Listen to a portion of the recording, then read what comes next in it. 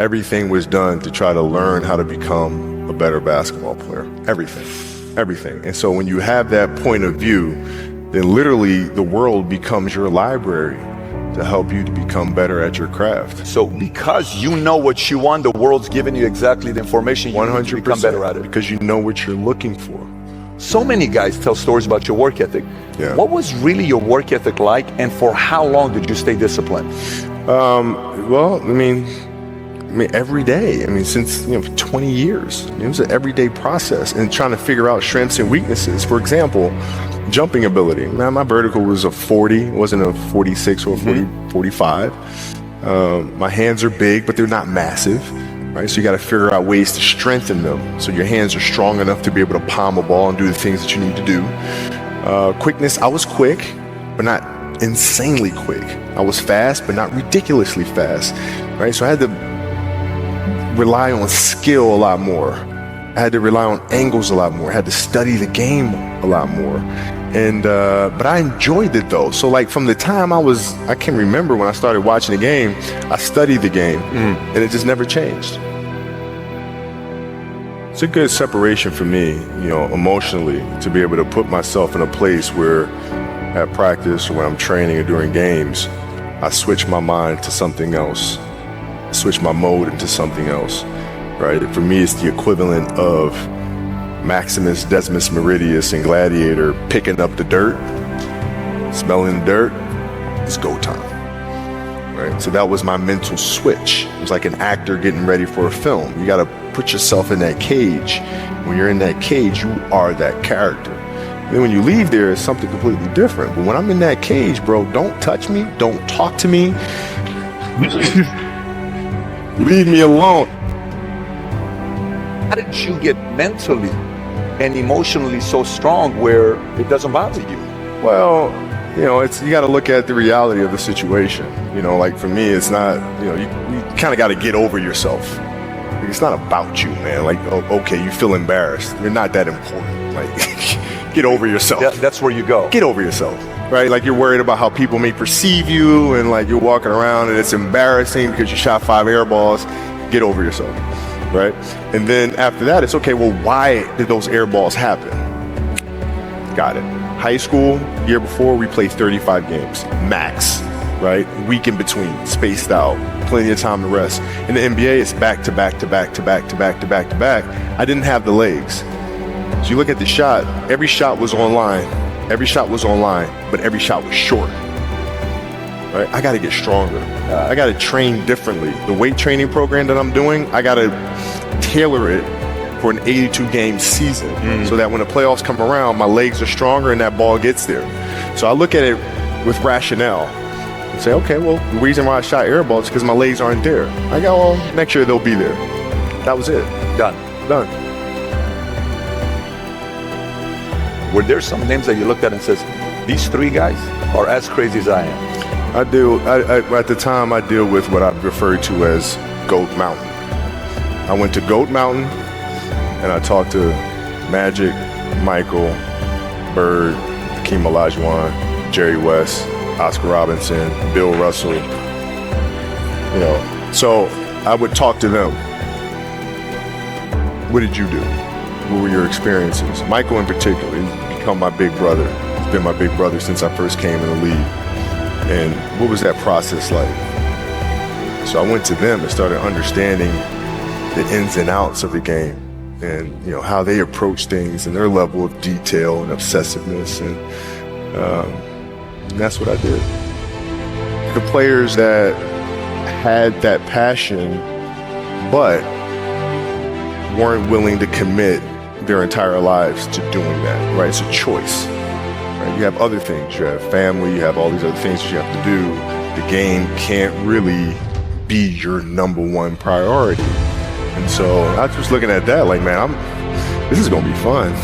If I'm buddies with you from high school, if I'm a cousin of yours, what happened to our relationship? How did that gravitate when you went into the league and you're determined to become the greatest, or you're determined to become one of the greatest? What happens to our relationship? Oh, it suffers. It does suffer. Oh yeah. Okay. Yeah. And you understood that. You were okay with that. Oh yeah. And the people that love you, like friends and family, like they know that about you. Got it. So they let you be you. And when you reconvene, you pick back up where you left off. But make no mistake about it, everything in between is lost, right? So those long-term relationships, the commitment of time of, taking like I see a lot of players take vacations with other players that are close friends. Or just take vacations just to take vacations, or just hang out just to hang out. Like I never did that. Why not though? Why didn't you do that? Well, because when I retire, I didn't want to have to say, I wish I would have done it. I don't want that. I don't want that. You got a lot of people paying their hard-earned money to come watch you perform. It's your job to be in shape. It's your job to be strong enough to perform at that level every single night. And as a competitor, I'm not ducking shit. Like, it's not, oh my God, my back hurts, I'm sore, we got to play Vince Carter and Toronto Raptors tonight. We actually had this happen. We had a game against Toronto in 2000, and Vince was tearing the league up.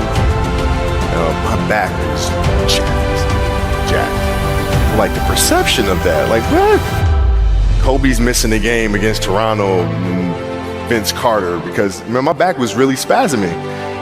But people will be like, what? Oh, he's ducking Vince. Excuse me? No, I don't think so. So I would be in the layup line like, okay, there's a lot of days where, you can rest and recover. Today ain't one of them. Your back can bother you any other day. That shit ain't bothering me today. Wow. He gonna have to see me today. Yeah. Oh, man. Yeah. You're looking at a big investments you got to make. What is the decision-making process there? You call, first you do your own research, you take this much time, you call an advisor. Is there a system you follow? It's pretty simple for me. It's do you understand the business? Is it a business that you can help in some form or fashion? What are the barriers of entry to that business? And then the entrepreneurs themselves, the company itself, right? Do they have a culture that you believe is sustainable? Are these leaders people that you believe in? Are they people that are obsessives? And in turn, have they created a culture of obsessiveness? So I tend to look at those 4 factors, and that's it. That's big right there, by the way. I don't know if you guys caught that right there. That's pretty massive right there. Same determination. What's your current work schedule look like today? It's different because I personally am not writing every word of the novels. I am not animating films. What I have to do now is make sure that the people that we bring in, these obsessives that we bring in, are challenging themselves to do the best job that they think they can do. That's what I'm there for, is for them to constantly look in the mirror and self-assess and challenge themselves. If we have a project and you're saying, okay, I can do that, that's not the project we want. The projects that say, I don't know if I can animate that. I don't know how to write that story. I don't know how to do that. Those are the things we want, because through that curiosity, you'll reach a level that you didn't think was possible. And so running the studio, that's what I'm doing.